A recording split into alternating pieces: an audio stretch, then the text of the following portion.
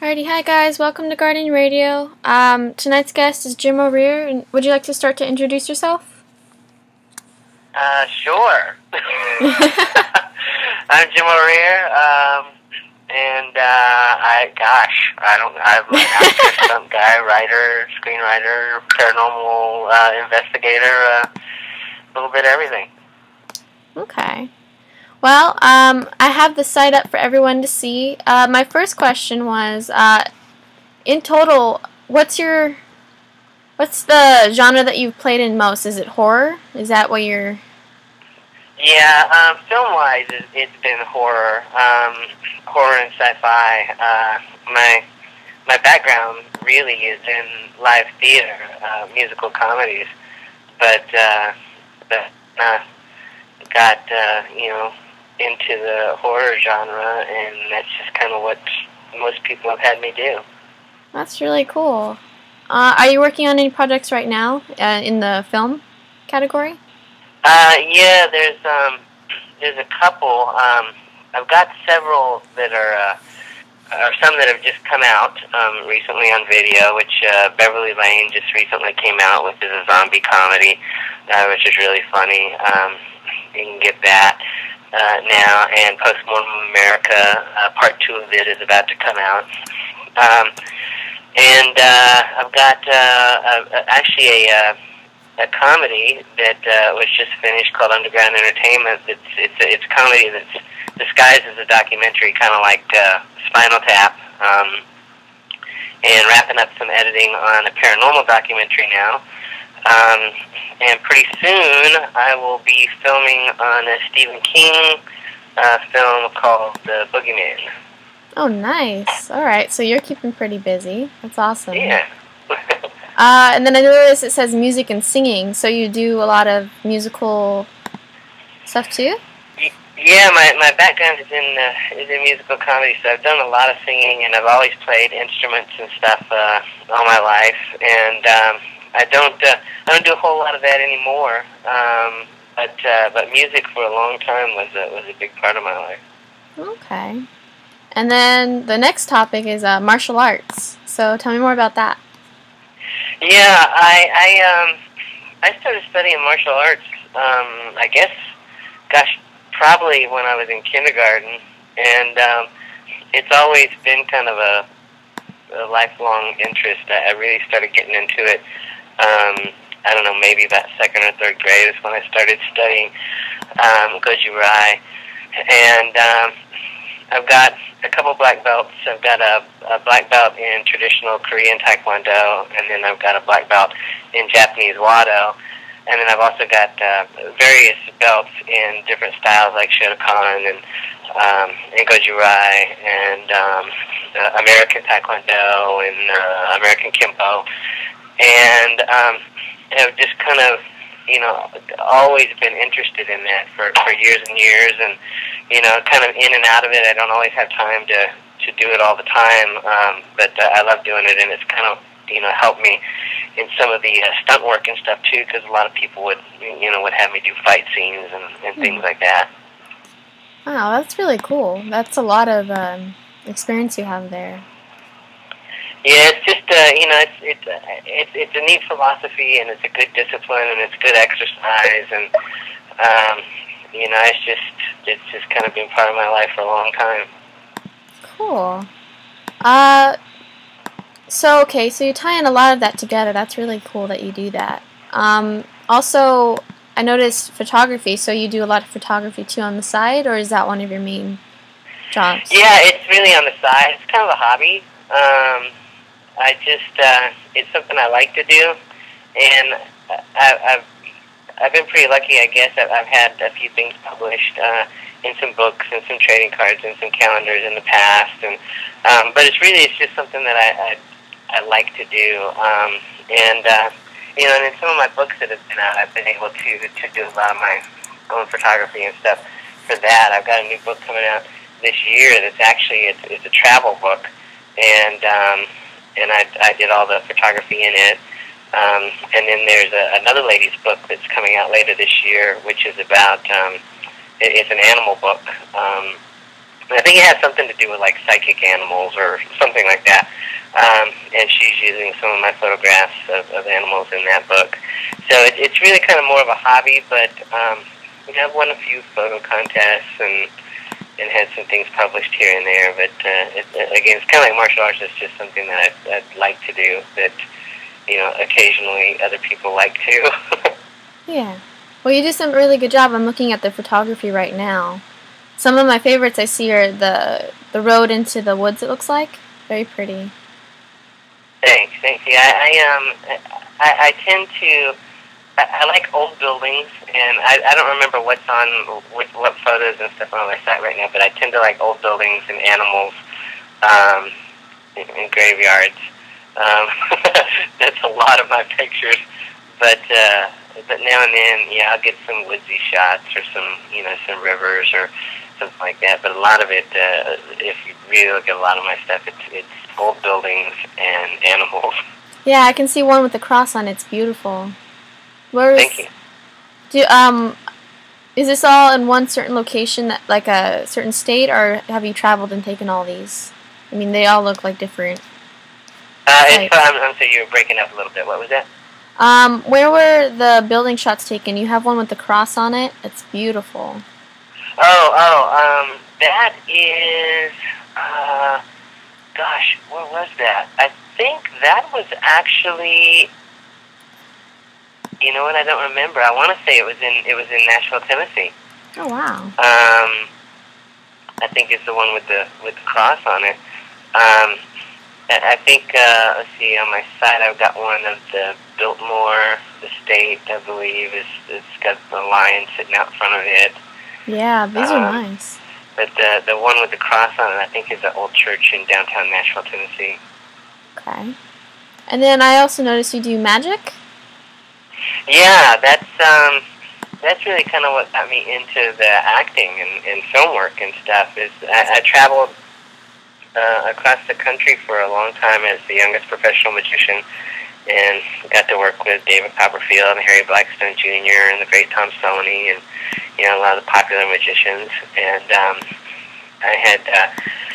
was doing that probably when I was in maybe 5th, 6th grade. I traveled around a lot with them, and they were just, it wasn't really until my senior year or so that I grew. I was always real small and had real small hands, and I kind of had to develop ways to do magic with very small hands, the way that the adults were doing. And I entered a contest one time for the Society of American Magicians, and actually won the contest and was one of the youngest members to be accepted into the society. Actually, me and David Copperfield were the two youngest members. I think we both got accepted when we were 12. And I did that for a long time, and it's something that kind of led into acting, which I was never interested in acting or doing any theater or film work or anything like that. I just wanted to do magic, and a TV producer came up to me after one of my magic shows, and he said, "We're shooting this TV commercial, and we'd like you to be one of the kids in it."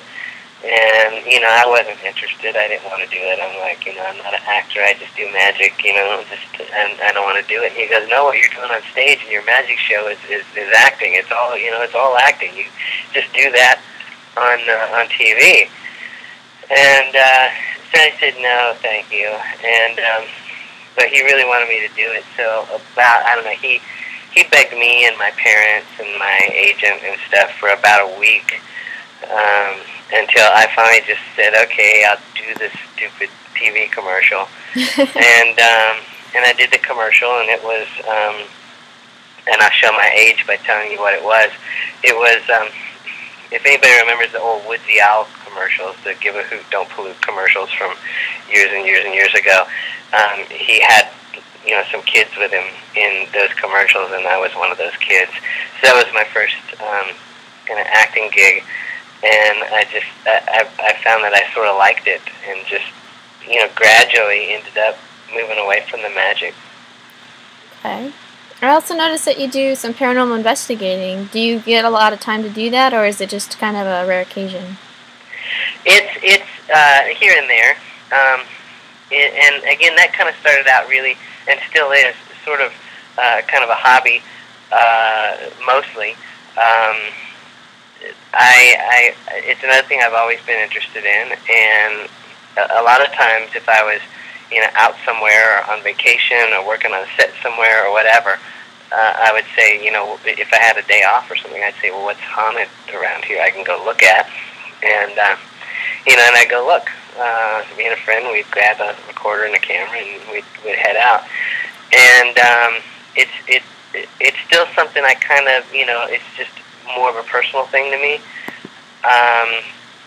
And I started, some people approached me. I was appearing at Dragon Con one year in Atlanta, and a publisher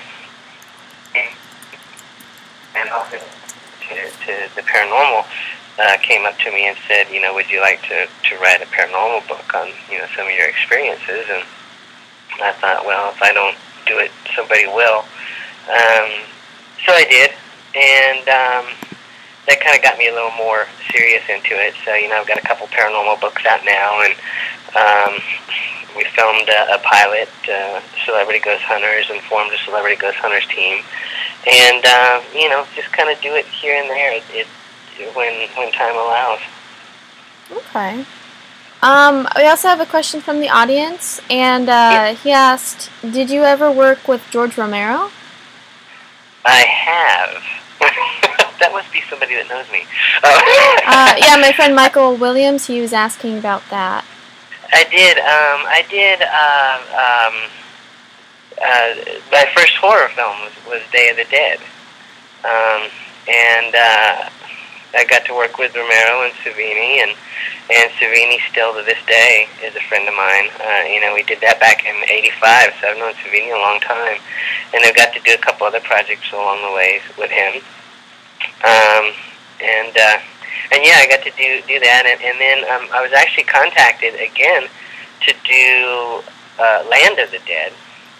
Oh, wow. But was shooting a werewolf movie at the same time, so didn't get to do it. But yeah, I have a Romero connection with that, and I thought it was kind of neat that it's weird, my connection with Romero, because I was never interested in horror at all, and then I saw the original Night of the Living Dead, and I was just amazed by that movie. I was just, it just captured my attention, and that really got me interested in horror.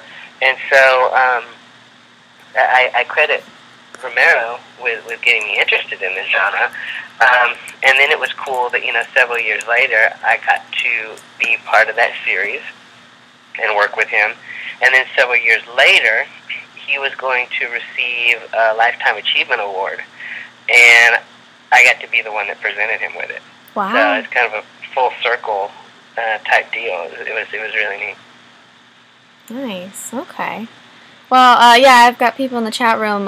They had the film, that's why they were curious to know, and they're all like, "No way," and this and that. So, are you a part of any actual paranormal group, or are you just independently going to the locations? I sort of am. Yeah, I am now. I had always liked to remain independent, and just go with other groups, because some of the paranormal stuff gets really petty.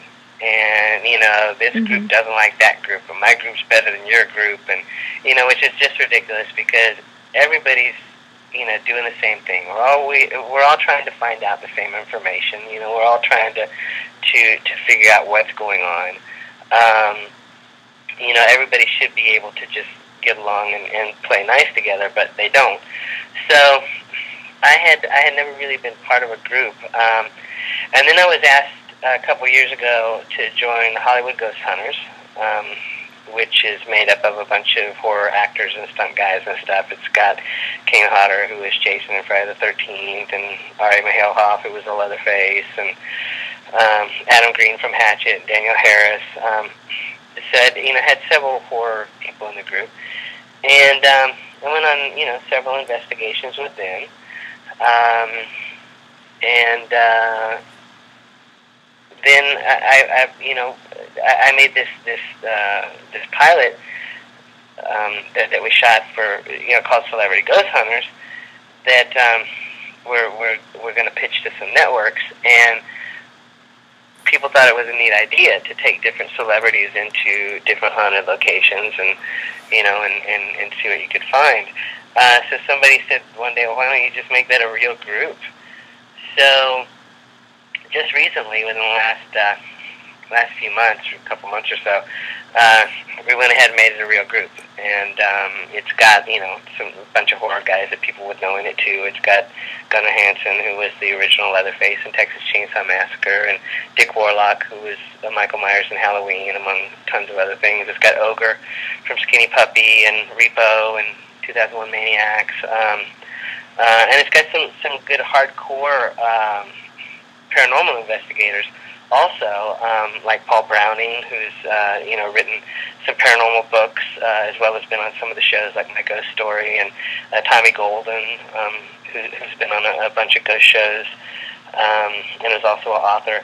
So it's kind of a mixture of hardcore paranormal TV personalities and horror personalities that are all interested in the paranormal, and we're just now kind of going out and starting to be seen. Some of us will actually be in a few weeks up in London, Kentucky at the Dead Winter Convention, which is in mid-February, and we're going to be doing some investigating up there. Nice. Also, we had another question from Michael Williams, and he's asking, any interesting experiences while investigating? Anything stuck out? Yeah, tons of cool stuff. I think probably my favorite place right now to go, and has been for the last couple of years, is the old South Pittsburgh Hospital in South Pittsburgh, Tennessee, because it's the most active building I've ever been in. It's active day and night. It's constantly active. There's something always happening, and I've had a ton of weird stuff happen there, and some things that actually changed my beliefs in certain things. That building has every type of haunting you can imagine. It's got residual hauntings. It's got intelligent haunt. It's got mechanical hauntings, which I never believed until I was there. One of the things, my belief changed in mechanical haunting. You always hear about, there's always these stories about, like ghost trains and stuff like that. If you go out to the railroad tracks at such and such hour of the night, you can hear the train, and you can see the ghost train, and you hear the noise and the rumbling on the tracks and all that. And I went, oh, that's just a bunch of bull, because there's a machine doesn't have a soul. A machine doesn't have any kind of residual energy or anything like that to leave behind. So how is that possible? I never believed in any of that kind of stuff until I got to the hospital, and in the hospital, you can hear the elevators don't work. They haven't worked in years, but you can still hear them. It sounds like they're running, and you can hear the doors opening and closing. There are no telephones in the building at all, but like if you walk by the nurse's station, sometimes a phone will ring, and there's no phone there. I mean, right in front of you, there'll be a telephone ringing. So that place changed my belief in those kind of mechanical hauntings too. I've had stuff thrown at me. I've had a piece of wood thrown at me. I've had metal pipes have been pushed. In South Pittsburgh also is the only place that I've been to where the voices, the entities that are there, will speak directly to you audibly as disembodied voices. You don't have to have a recorder to record all the voices. Some of them you do. Some of them you have to pick up electronically. But some of the beings in there can speak directly to you without the device. So, they will talk right into your ear. They'll be right in your face, talking to you. So there's been a lot of cool stuff I've got to experience. And I'm pretty hardcore skeptic. I will try and disprove whatever I can. and if it's, you know, something that might be able to be explained away, or if there's any chance that something else could have caused it besides something paranormal, I usually write it off. So it's usually got to be something really big for me to remember it and to mention it. And there's been several of those instances. I've been lucky, I guess. Okay. Well, that's interesting. That's really cool to hear about a place that would have that much activity. Also, we had a question from Michael once again. He's one of the few people in the chat room that are like asking so many questions. He's really interested. So he's asking, did you know Larissa McComas and like any Scream Queens, I guess? I don't know Larissa McComas. I do know a bunch of Scream Queens, and I've worked with a bunch of Scream Queens, like Linnea Quigley. She's a friend of mine. Brink Stevens is a good friend of mine. Debbie Rashawn. We've done several films. Debbie and I have done several films together. So I know a lot of the classics, like Linnea, up into, you know, some of the of today's hardworking ones. I'm not familiar with Larissa though. Okay.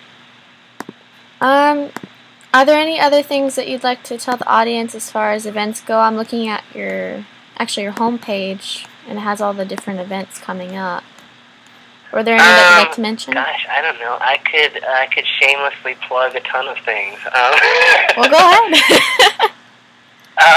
There's if you can go to my website or my Facebook page, and there's always something being promoted. You can go to JimO'Rear.com or Facebook.com/Jim O'Rear. And I always try and put stuff on there of what I'm doing. I've got, I said next month I'm filming The Boogeyman, a Stephen King story. And there's the Dead Winter Convention coming up in London, Kentucky. That's February 17th through the 19th. And I think that's going to be a really fun show. We're actually at that show also. They're going to be hosting a screening of my new film, Underground Entertainment, that features Robert Englund and Danielle Harris and Ernie Hudson and Tom Savini and Debbie Rashawn and William Forsythe, and it's got an all-star cast. I think there's probably, 50, 60 celebrities in it. So if anybody's near London, Kentucky, catch the Dead Winter Horror Convention. And then in March, I'm shooting a little comedy called Walter. And then there's a really good convention coming up in April, the Full Moon Tattoo and Horror Convention that takes place in Nashville, Tennessee. And that's a blast. And I'm doing my first paranormal investigation on a battleship. I've always wanted to do a battleship, and that's open to the public also. It's in April, and we're going to the battleship North Carolina on Friday the 13th with Ari Lehman, who was the first Jason in Friday the 13th, and some investigators from Ghost Hunters, from Sci-Fi Channel's Ghost Hunters. And we're going to do an investigation on the battleship North Carolina.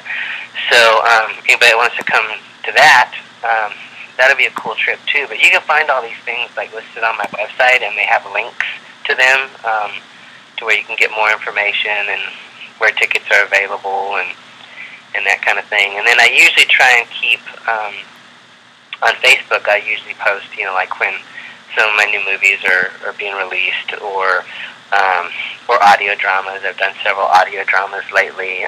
Follow the House of Usher that I do with Kevin Sorbo and John Billingsley. And A Christmas Carol was just released for digital download in December. It'll be out on CD here pretty soon. But that's got a great cast. It's got John Delancey, and Daniel Roebuck is incredible as Scrooge, and it's got Reggie Bannister from Phantasm, and Mandy Barnett, the country singer. So I try and keep it updated with stuff like that too. And I'll be mentioning pretty soon, as soon as I hear the release date, I've got another audio drama The Legend of Sleepy Hollow with another All-Star cast that's coming out. So if you kind of keep up with those pages, you can sort of see me shamelessly plug the hell out of a little of everything. Okay. Well, I mean, you have a lot of stuff on here. I really do hope everyone that's listening, please go to JimO'Rear.com. You'll find everything. It's an amazing site. It has everything. So, and thank you so much. Thank you so much for coming on. JimO'Rear.com has a lot of links to a bunch of the stuff, a bunch of the appearances and things like that. Yeah, it's awesome. I'm looking through it. You know, I mean, I can keep going through it all day because there's so many different things that you've done. It's quite amazing. So, I thank you so much for coming on. Is there anything else that you wanted the audience to know as far as the events go, or any projects? No, not that I can think of. I think, there's always something going on, and I've been hit in the head so many times doing stunt work that it's hard for me to remember it all. So that's why I usually the best way to keep up with it is through my Facebook or the website. I get kind of silly on Facebook sometimes. So that if you want to see some goofy stuff, just friend me on there, and I'll and you'll see some really stupid stuff that I do. We had one other question before I forget. Michael wanted to know, where exactly did you learn how to do all the stunt work besides the martial arts? I didn't go to school for it or anything. I know there are schools and things that you can learn the basics at. But the easiest way, and most stunt guys will tell you that the easiest way to get involved in any kind of stunt work is to already have a certain skill that people are looking for. Whether it's you're a gymnast, or you're a martial artist, or you're a race car driver, or something like that, a certain skill. With me, it was martial arts. They will tend to look for a particular skill over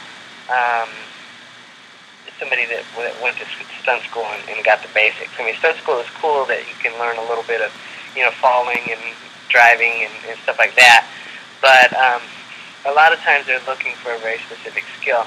And I started doing it because they needed another guy. A film I was doing, they needed another guy to participate in a fight.